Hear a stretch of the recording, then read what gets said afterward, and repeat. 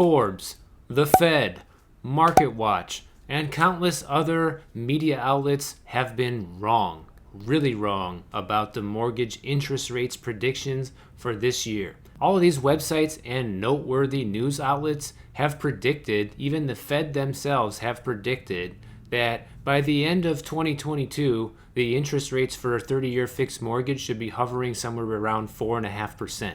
Well, guess what? Newsflash, we're already there and above and beyond that depending on where you live and your credit rating. Right now, the current 30-year fixed mortgage rates are sitting anywhere between 4.3 and 4.8%, and it's only March of 2022. On top of that, the Fed has only raised the interest rates once so far this year, just a few days ago in fact, and they said they're going to raise their rates 6 more times before the year is over. So anybody who thinks that the mortgage interest rates are going to stay around 4.5% from now through the end of the year doesn't have a clue.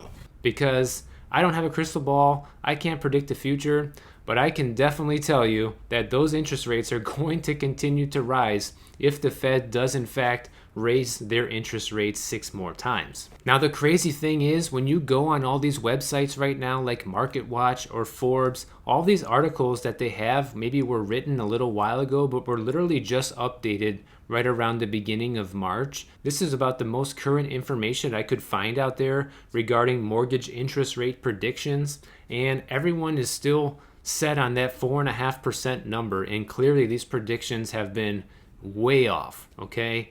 I mean, we're talking extremely off. I'm thinking with the way things are going right now, we could be looking at 7% mortgage interest rates by the end of the year, maybe even more. And the reason for this is simple, guys. Every time the Fed raises their interest rate, the mortgage interest rates are loosely tied to that, and those tend to go up as well. So hopefully, that's what everybody's hoping for. We're all hoping for the real estate crash, and I can't guarantee the crash will come or that these rising interest rates will cause a real estate market crash. However, I do think that if rates do get to that 7% mark around the end of the year, that's going to significantly slow down the amount of buyers out there hungry to buy, because it's simply just going to knock down the affordability of the price of a home they can afford so much that I think whatever's on the market at the time, based on what people can afford with the 7% 30-year fixed rate mortgage, is not going to be appealing enough to them in most cases versus what you can get right now, even at a 4.5%. Even that sounds crazy that rates right now are 4.5%, considering just back in January they were still in the low to mid threes. So we're already at mortgage interest rates that we haven't seen since 2018, and it's only March. So think about that, guys. That was 4 years ago that interest rates were as high as they are now, and they have jumped from being record low to where it is now. Hasn't been this high in 4 years in only a matter of a couple of months. So I think the main trend that we're seeing here in today's world is everything and all these trends are moving way faster than it ever used to. The housing market prices shot up exponentially within a matter of like 18 months. That's like basically unheard of. We've never seen the price of housing go up so fast. Yes, we did have a worldwide pandemic that contributed greatly to that, and especially with the supply chain shortages, making it much more difficult to build new homes, which maybe if that never happened and the government never printed $4.5 trillion, maybe we wouldn't be in this situation.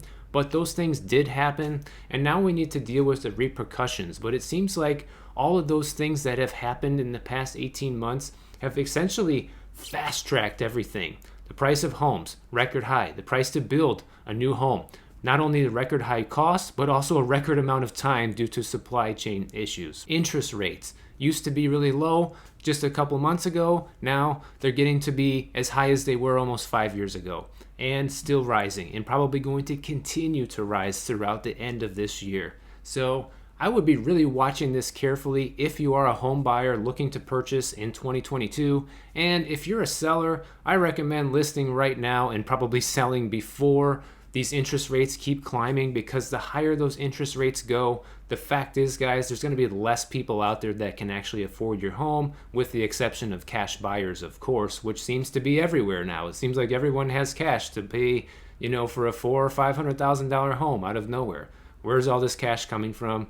I have no idea. But I would be extremely careful, guys, when you're trying to figure out where interest rates are going to be by the end of the year, because it seems like all of the status quo information that's available as of today, March 21st, when I'm filming this video, is completely wrong. And just be careful. I'm not saying my video and my predictions are going to be right, but I think I'm going to be a lot more right than the predictions that are out there right now. We'll find out when the end of the year comes. But I think we're looking at minimum 6 to 7%.